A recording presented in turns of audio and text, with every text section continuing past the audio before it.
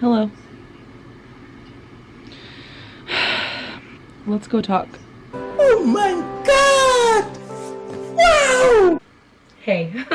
So I was thinking about New Year stuff, and I was thinking about how it makes sense that people like me and you may want to set new goals. I know we're all taking a bit of a mental break from New Year's resolutions this year. A lot of us are saying, not gonna do that. And when I think about it, it makes sense for all the other years and all the ones to come. But it also makes sense to me that we've been conditioned, our brains have been conditioned to see the new year as like this chance to have a little bit of a fresh start.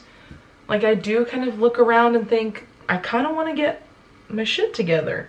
I may or may not set goals for this year. I set funny ones for myself last year, and I did a lot of them. I did not bear many children.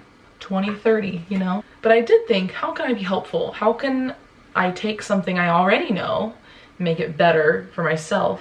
And how can I take something that I know or do and share it so that I can help somebody else? And what it comes down to is I think we all deserve the chance to have a stress-free week. And I don't mean that a week that's not going to cause you stress outside of your control. I mean a week that we feel prepared for, that we're not stressed about all the stuff. Getting honest here, I don't know how to do that perfectly. I am a chaotic mess. I have to put down boundary lines and parameters to help guide my way through a week. I work from home, but I think that a lot of the things I can do would work for people who just live life. Maybe even if you're in prison, you could utilize some of these things. Let's dive in. My butt hurts in this chair, so.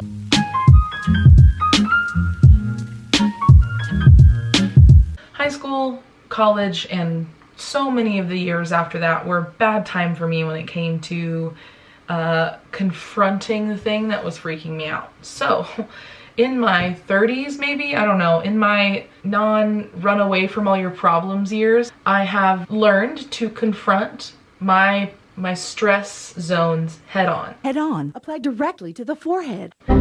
One of the big things I've learned from that is that a lot of the things that stress me out aren't that big. I have to write that email, or I have to make that phone call, or have to drive all the way to that thing and hand in the paperwork and I don't know what they're gonna say about it. Sometimes they're big, but more often than not, it's small stuff, and I don't really know that until I've actually written it down, named it, and claimed it. So at some point on Sunday, I make it a point to confront my week and look at what it holds. First, I think of the big things. We're talking the projects you have for the week, the big stuff. I always write them down, or I will sit here as I'm brushing my teeth or washing my face and talk through them and say, here's what's coming, here's what you need to do, here's how long it's probably going to take you. Doing that is like a little nutcracker for me, because my stress ball is like a walnut and the nutcracker is like, gimme. You know, it like breaks it into pieces. So when I do that, I'll realize it's not just this one giant task. It actually has a few little pieces, and then I can determine the order they need to happen in, like what I need to do first, what's gonna happen Monday morning, who I need to talk to. It doesn't always conquer my anxiety. I sometimes just have it still coursing through my veins, and then me and CBD hang out for a little while. It does actually give me the chance to go into the project, the task, with a clear mind and likely less anxiety and stress. I write every day its own list of stuff I need to care about, do for myself, do for my cat, even just stuff like take vitamins, go for a walk. They all go on my days list, and I write all the days out a week at a time. So on these lists, something that can happen to me, and I know can happen to a lot of people, especially when you are in control of your own structure in a lot of ways, I have to plan out my meals. So I take a little bit of time and I write breakfast, lunch, dinner on my list, and I write out what I'm going to eat. What makes it really possible for me to figure out what I'm going to eat every week is I have a food inventory in my phone. This is where I log everything that's in my fridge, my pantry. I even have in here what's in my spice cabinet. So, this is what it looks like. You'd be surprised what you actually have on hand. And at the very top, I write meal ideas. So that's all I have to do first is I write down all the possible things I can make for the week. And then on my to-do list, I'll just write granola smoothie for breakfast. Oh, look, tuna salad with chips, chicken nuggets, and Brussels sprouts. Yes, those are meals I have. The basic things my body needs to be able to get me through the work I care about, the hobbies I care about, the friends I care about. I won't be able to show up well if I've already cut myself off at the knees. I actually use an app to help me track the foods I eat, when to eat meals, and reminding me to hydrate. I use an app called LifeSum. I track my calories for a lot of reasons, but one of the big reasons it matters for this is that what you eat in a meal, not just how many calories is in it, but what's in it, the fat, the carbs, the sugar, can impact the hours that you have after that, the way that your body is able to get rid of it, how your body can sleep at night. Getting the information really helps me know that the choices that I'm making add up. So this is a recommendation of food and like energy mindfulness. Also, I like LifeSum because it helps me remember to drink water. Dehydration turns into a shitstorm. You can get more irritable, you can get more cravey, confused and clouded in your head, you can get headaches. We want a hydrated week. Speaking of, wow. Whew. I also like to plan out my chores for the week. I know I say chores like I'm a 7th grader. Like after homework, it's chore time. And on a Sunday when I'm thinking about my weekly chores and planning it, make sure that it's all broken up and dispersed evenly rather than one big, bad, deep throat day of chores. You know, it doesn't sound good. So I have a day where I clean my fish tank. I know what day I'm taking out all my trash. I know what day I clean my toilet. I pick a day that I'm going to do laundry, and I even write down just off the top of my head how many loads I think I'm gonna need to do. This also makes sure I have a restful weekend. I don't have to walk into my weekend looking around at just the cloud of stink. A weekend with a clean room, a clean home, a clean heart. Yes, Lord. Yes, Lord. Yes, yes, Lord. The next thing I do is I scan through my phone. I look through my phone and the apps and those little red badges, or the ones that would have been there had I not left someone on red. I take a moment to write down just the big important ones, not like get back to everyone who's ever pinged me on any app ever. And usually unless it's like a big conversation I need to have or a longer email I need to write, I'll try to fit it all into my Monday so that I'm not thinking the whole week, Brooklyn, you're trash, you're garbage, why didn't you text that person back? Why haven't you returned that phone call?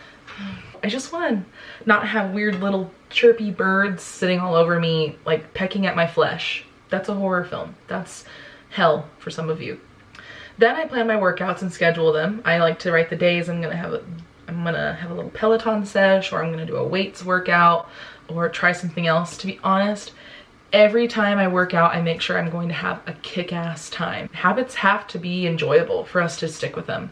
Obviously, every workout is you hit a point in them when you really don't want to do it, but how I feel afterwards tells me everything. So I make sure to schedule workouts that give me a tickle of joy in here at least. I need rewards, so I also schedule myself delicious, savory rewards that I'm looking to all week. I will write down the different shows I want to try that week, like new TV shows, new movies, old movies I want to like just like bask in it, like have a bath in nostalgia.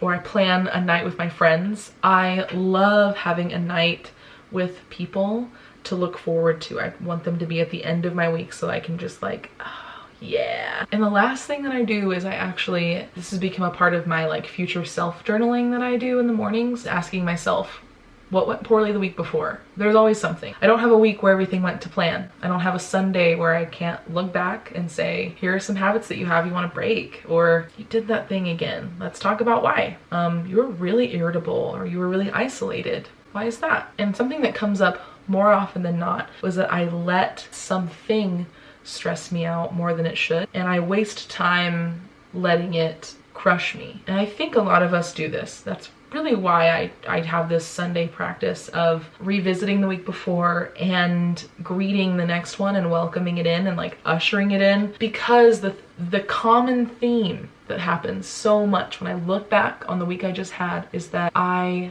gave up control over things I totally have control of. I like resign. I give so much of my power away all the time to habits and behaviors that there's so much in the world that's so shitty and out of our control and itching at our brains and tugging at our hearts. It's important, I think, to gather up the little pieces of things we can control and say, I want to take good care of you. My energy and my creativity, my time, my sleep.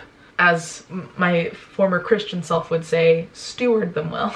But it makes sense. I feel like those are things we're blessed with. I want to take good care of them. And I have to say, overall, my mindset has been so positively impacted by the book Atomic Habits. I cannot recommend it enough. I think what's really impactful is trying to live every week well. It's a sprint. It's not a freaking epic journey. The future is such a nebulous thing. But the week itself, even though that is the future, tomorrow doesn't exist yet. That's what builds up into a great future. We're trying to live a life not without pain and suffering, but without regrets. I don't know if Frodo would have said yes to walking all the way to Mordor had he known the mileage. Like, he took it one step at a time because he had to. And I don't want to know the mileage of my life and all the other hard things I'm gonna have to freaking go through. But I do want to look at the week ahead of me right in the freaking eyes and say, you're mine, baby. Touch my body. Grab me. Let's go. So there you have it. I genuinely have no idea what I'm doing, but I know none of us do. That is the secret. We are all immensely tired, and all of us also want a life with meaning and purpose. We're all trying to find a way back to ourselves and also into something greater than who we are. It's a hard time. It's a confusing time to grow up, but also I love it. So that's what this is. It's an honest account of how I step into every week as best as I freaking can. At least I have a chance to put my pants on right side out. Thanks for being here. Yeah. As always, like this video, please comment, subscribe, please. Say goodbye.